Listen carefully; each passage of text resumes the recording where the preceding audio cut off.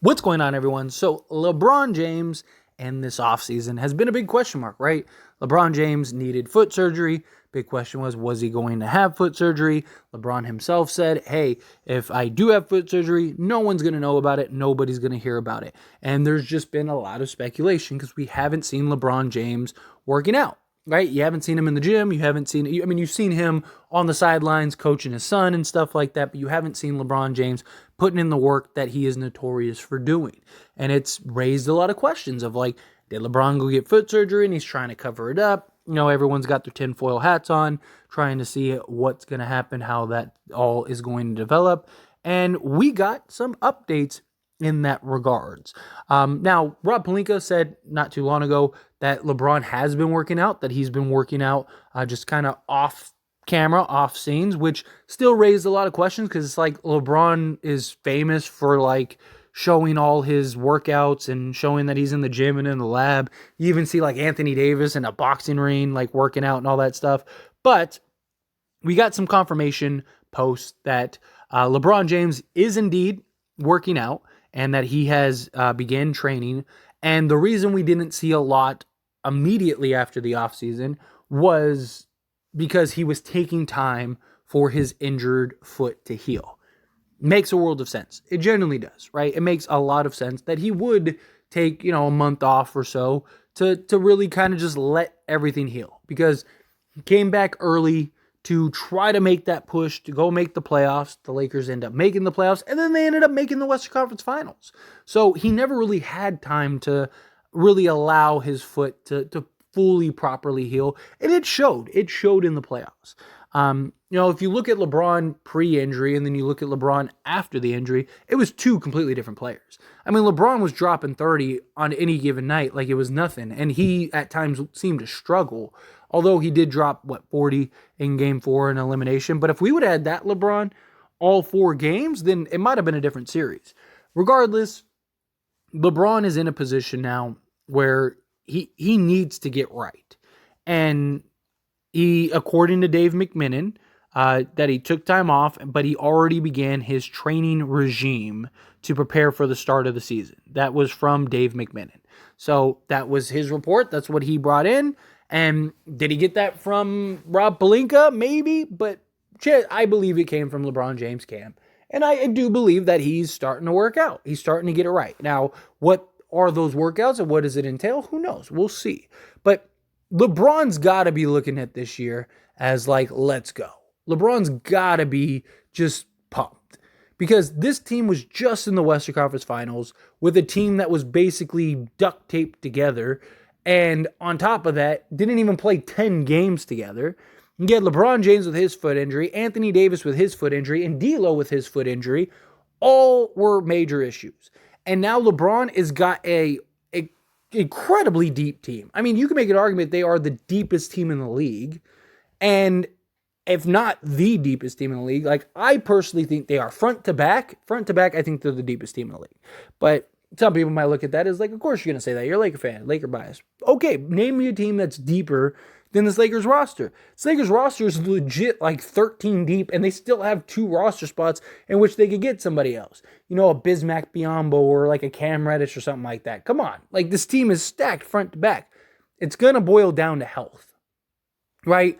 Can guys stay healthy? Can LeBron stay healthy? Can Anthony Davis stay healthy? It was a great sign to see him be able to stay healthy throughout the course of these playoffs, right? And play through that foot injury, play through the little tic-tac injuries, stuff like that. He had that one arm injury where it looked like it was all over, but he was able to fight and power through it.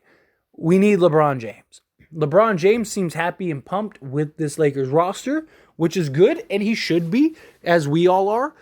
Again, you got so much youth, size. I mean, this team is big.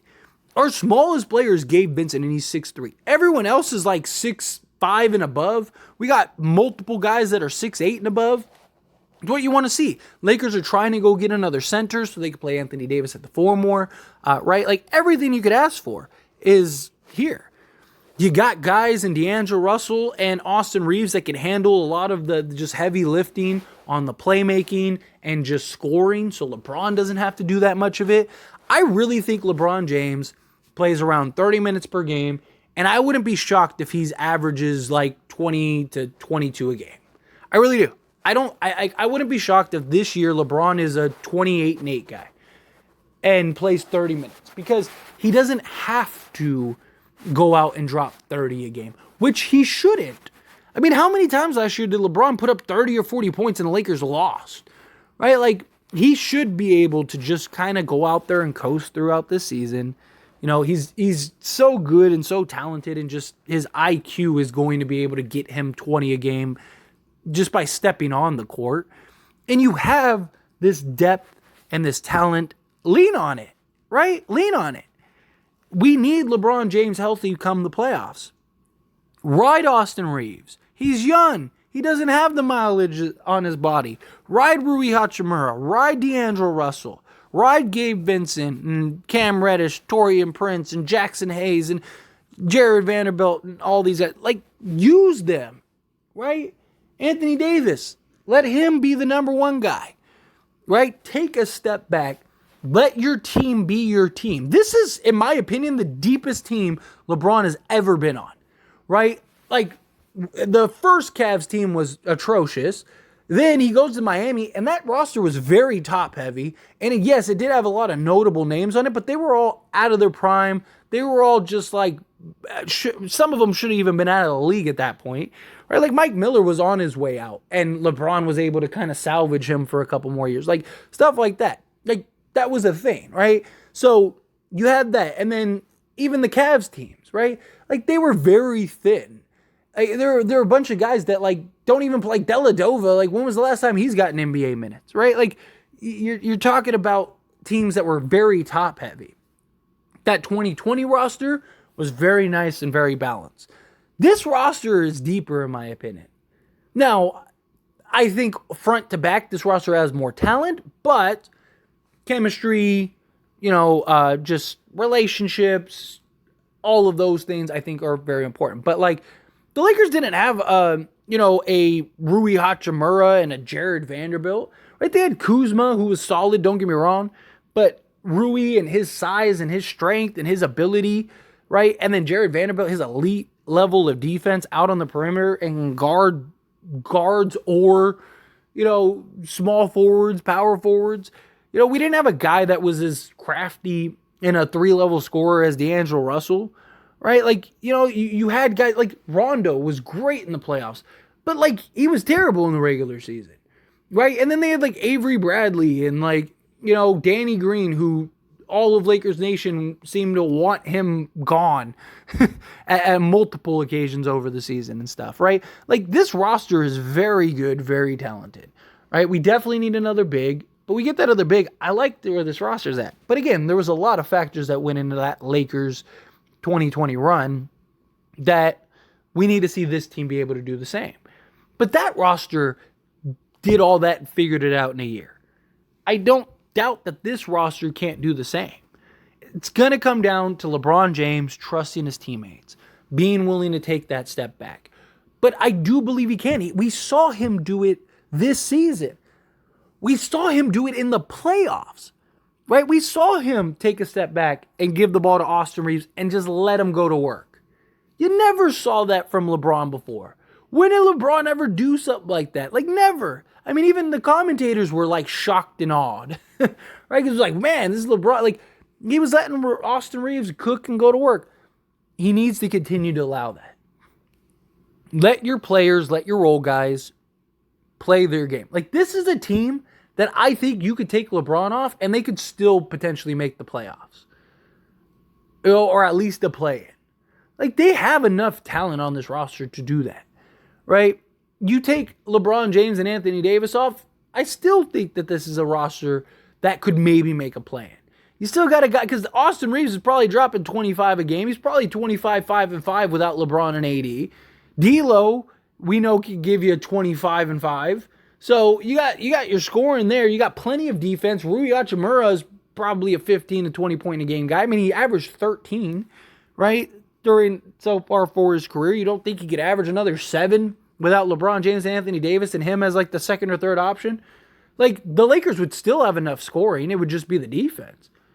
right? Can the Lakers be an elite defensive team without Anthony Davis specifically? But this is a team that I think, like, knock on wood, I don't want to happen. But if LeBron missed like 40 games, I still think this team makes the playoffs. I really do. I really do. And Anthony Davis is going to miss 20 plus games.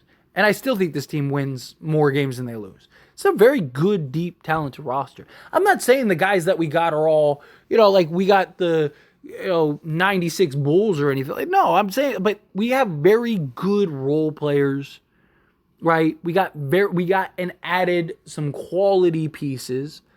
Nobody's saying that, Jackson Hayes is prime Dwight Howard.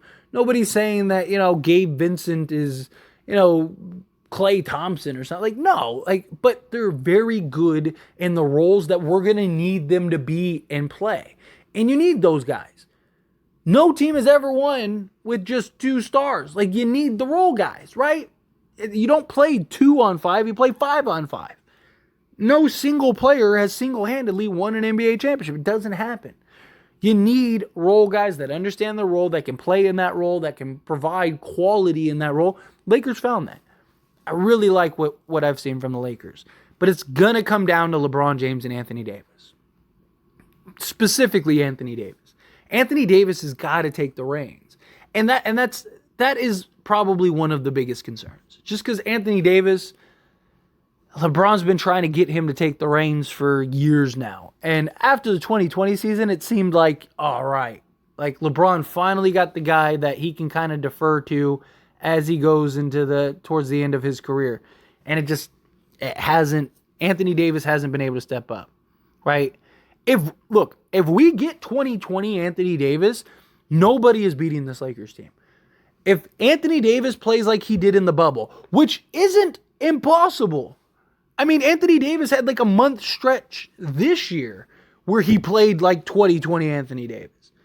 We get that, like, I'm arguably the best player in the world, Anthony Davis. There is not a team in the league that is beating this Lakers roster in 7 games. And I will stand and die on that hill. Again, if he plays to that level.